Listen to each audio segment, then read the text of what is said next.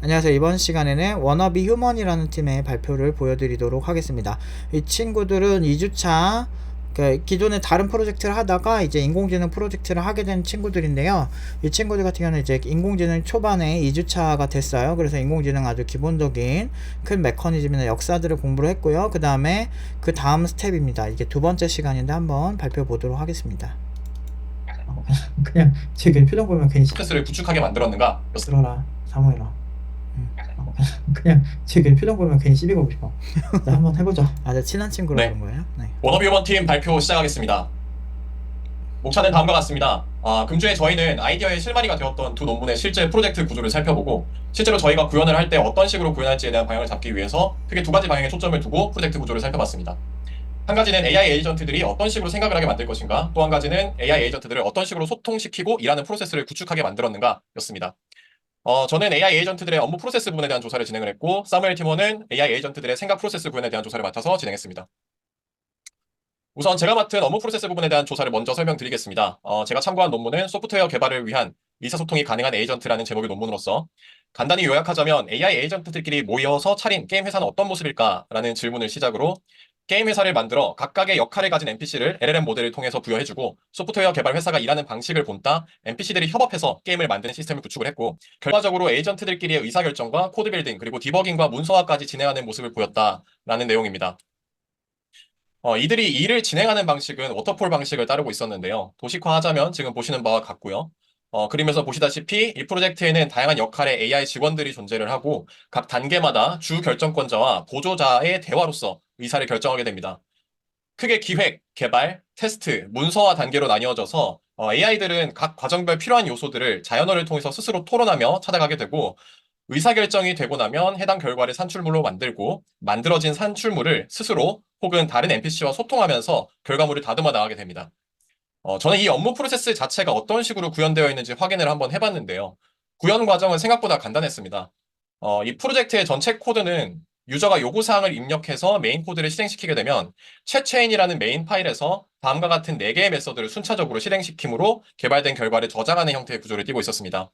어떤 업무를 어떤 순서로 실행할지 혹은 어떤 작업에 어떤 AI 간의 소통으로 결정할지에 대한 데이터는 제이슨 형태의 설정 파일로 미리 지정이 되어 있었는데요.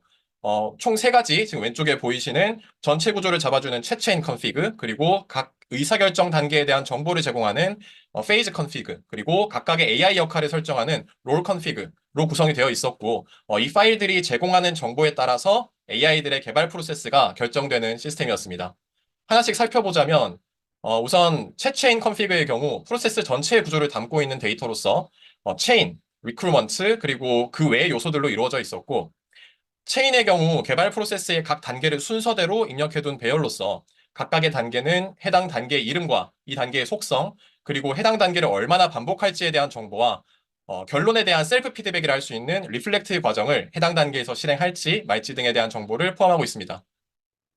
우측 이미지를 보시면, 우측 상단에 있는 이미지를 보시면 실제로 요구사항 분석 및 언어 선택이라는 단계에 대한 정보가 입력된 예시를 살펴보실 수 있으시고요. 어, 이 AI들은 이 체인 배열에 입력된 각 단계를 순서대로 실행을 하는 형태로 개발 업무가 진행된다고 볼 수 있었습니다. 그 다음 이미지는 리크루먼트 속성의 예시를 보여주고 있는데요. 리크루트먼트에서는 개발 프로세스에 필요한 역할들의 목록을 이미지와 같이 저장해주고 있었습니다. 그 외의 요소들은 이제 개발을 하면서 필요한 구조의 명확도, 아이디어 회의 진행 여부, GUI 디자인 여부 등 개발의 부가적인 요소들의 개입 여부를 true, false 형태로 지정할 수 있는 데이터였습니다. 그리고 나머지 설정 파일들은 챗 체인을 보조하는 형태들로서 페이지 컨피그의 경우 앞서 체인에서 사용된 각 단계에 대한 정의로서 현재 진행하고자 하는 단계의 이름, 주 결정권자와 보조 결정권자의 역할 분배, 그리고 각 단계에서 사용될 프롬프트, 즉 현재 단계에서 대화의 흐름, 특정 주제나 작업에 대한 지침 등을 자연어 형태로 기술을 해주고 있었고요. 마찬가지로 롤 컨피그의 경우 각 AI 역할군에 대한 정의를 역할 이름과 역시 역할별 정의에 대한 자연어 프롬프트를 통해서 정의해주고 있었습니다. 앞서 보여드린 3개의 설정 파일은 프리 프로세싱 단계에서 유저 요구사항에 맞게 동적으로 변형되어서 초기화되게 되고요. 메이크 리크루먼트 단계의 리크루먼트 속성과 롤 컨피그 파일을 참조해서 현재 정의된 프로세스에 맞는 AI들을 선언해주고 execute 체인 단계에서 체인 속성과 페이즈 컨피그 파일을 참조해서 각각의 단계를 실행시켜 결과물을 만들어내고 최종적으로 포스트 프로세싱 단계에서 파일을 실행 가능한 형태로 다듬고 적절한 경로에 저장하는 방식으로 프로세스가 진행되는 것을 확인할 수 있었습니다. 결론적으로는 업무 프로세스를 정의하고 실행하는 방식은 순차적으로 진행이 되었기 때문에 해당 부분을 구현하는 것에 있어서 책 만들기라는 저희 기획의 방향과 맞는 프로세스를 적절하게 구축을 하고 그에 맞게 순차적으로 데이터를 저장하는 것으로 구현을 할 수 있을 것이라 생각을 했습니다. 이어서 사무엘 팀원 발표 진행해 주세요. 네, 다음 화면 넘겨주세요. 지금 들리시나요, 혹시? 네, 네, 훨씬 좋아요. 네, 이대로 발표하겠습니다. 네, 다음 논문에 대해서 말씀드리겠습니다. 제가 공부한 논문은 생성 에이전트, 인간 행동의 대화형 시뮬레이션이라는 논문입니다. 네, 이 논문은 LLM을 이용해서 기억을 가지고 있는 25명의 에이전트가 마을에서 이틀간 살면서 어떠한 일들이 벌어졌는지 관찰한 논문입니다. 이 에이전트들이 가지고 있는 기억을 공유하고 현재 자극에 맞는 다음 행동을 프롬프트 형태로 챗GPT에게 물어보고 행동하는 NPC를 구현했는데요. 그랬더니 에이전트들은 서로 대화도 하고 썸도 타고 파티도 여는 등 마치 인간처럼 상호작용을 하더라는 내용의 논문이었습니다. 저희가 프로젝트를 만들기 전에 기존의 생성 에이전트들은 어떻게 동작하는지 참고하기 위해서 해당 논문의 에이전트 동작 구조에 대해 공부해봤습니다. 네, 보고 계신 그림은 에이전트의 전체적인 동작 구조이고 간략하게 프로젝트의 전체적인 동작 구조를 말씀드리겠습니다. 네, 먼저 좌측 상단의 프론트엔드에서부터 시작합니다.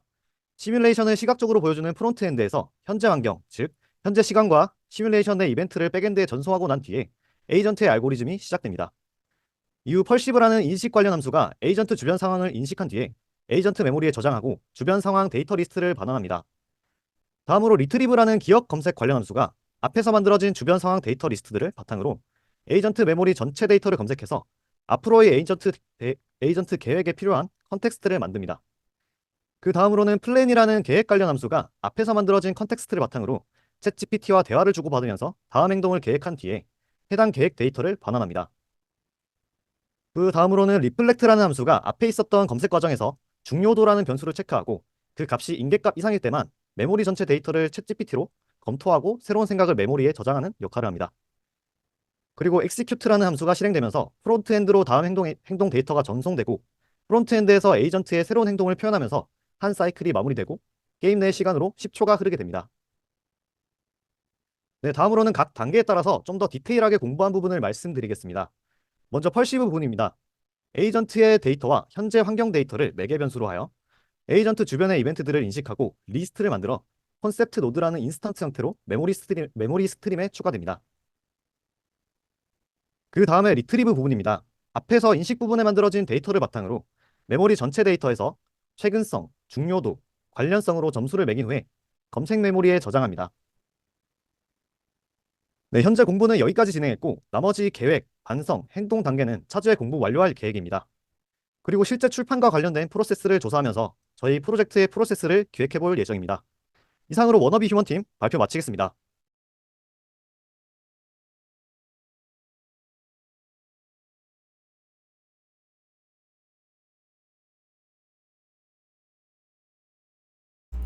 인공지능 팀들도 이런 식으로 좀 공부를 하고 있습니다. 어떠셨어요? 그러니까 2주차라 아직 더 공부를 좀 많이 해야 되긴 하는데 일단 개발을 어느 정도 본인이 좀 하고 난 다음에 이런 어떤 이론을 필요하다면 논문도 많이 검토를 하는 편이고 그 논문도 제가 이후에 좀 피드백하는 게 있는데 수업이라서 다 공개 못하는데 이 어떤 실험을 했을 때 어떤 레퍼런스를 가지고 얘네들이 그걸 했는가, 특히나 이제 이런 인공지능은 어떤 데이터를 가공해서 썼는가 되게 중요하다. 그리고 그런 예를 들어서 막 이 안에서 내부에서 뭐 파티를 한다든지 이런 현상들이 생겼다고 하잖아요, 인공지능들이. 근데 사실 거기에 이제 속해 있는 그 데이터의 속성에 따라서 완전 달라질 수 있는데, 그래서 나중에 같이 확인을 해봤더니 이 친구들이 챗GPT에서 입력된 거라고 하더라고요. 근데 챗GPT가 3 버전인지 4 버전인지 아직 정확하게 모르잖아요. 그러니까 이게 3 버전이냐 4 버전에 따라서도 정확도의 차이가 있고, 그리고 이 파티라는 개념은 그러니까 파티라는 게 결국에는 인간의 본성에 따라 서로 이제 사람들을 만나고 그렇게 하기 위함인데 과연 AI 그 기계는 그런 욕구가 있는 것인가? 이건 결국에는 인공지능이라기보다는 조금 모방에 가깝지 않나라는 제가 이런 피드백을 해요. 그래서 그 안에 들어가 있는 거는 결국에는 지능에 가깝다기보다는 인간 같은 느낌을 인간이 그 만들어 놓은 데이터를 그냥 그대로 사용을 하는 것이 아닐까. 그렇기 때문에 조금 이런 부분에서 조금 논문을 더 디테일하게 보는 게 좋겠다라고 제가 얘기를 했어요. 왜냐면 그 파티를 한다는 행위가 자체가 인간이 약간 유의를 위해서 하는 행동인데 그런 것까지 모방을 하는 거 보면 그거는 그냥 따라하는 거 아닌가? 그러니까 가지고 있는 데이터가 가진 속성이 그런 거 아닐까? 그러면 이거는 과연 지능인가? 라는 생각이 좀 드는 거죠. 그래서 데이터 속성을 되게 많이 타요. 인공지능 특히나 딥러닝 쪽을 많이 보다 보면 데이터의 속성들을 굉장히 많이 타는 모습을 보여주면서 그런 게 많아질수록 저는 항상 좀 이거 검사를 좀 제대로 해서, 왜냐면 이 친구들이 원하는 건 책을 쓰는 거기 때문에 그 책을 쓰는 데이터는 책을 쓴다는 행위 자체에서 뭐 주제에 따라 달라지겠죠. 그것도 이제 이 친구들이 조사하면서 또 세분화가 되긴 할 건데, 그런 행위에 있어서 저런 식으로 나오는 게 과연 이 친구들이 원하는 그 작품 세계에 부합하는가, 이게 되게 어렵거든요. 그리고 아직은 또 발전하고 연구하는 영역이기 때문에 더더욱 또 정신이 없어지는 건 사실인 것 같아요. 그래서 사실 그런 피드백을 줬었고, 뭐 이 친구들 나름대로 똑똑한 친구들이라 알아서, 그러니까 원래는 처음 볼 땐 그냥 개발 하나도 잘 못하던 친구들인데 지금 뭐 능숙하게 개발을 하고 논문도 막 검토하고 이렇게 하는 거 보면 엄청 발전한 건 사실이긴 한데, 여전히 조금 더 비판적인 시선, 좀 균형 있는 시선, 이런 게 되게 필요해요. 실제 개발하면 더 정신이 없어지니까.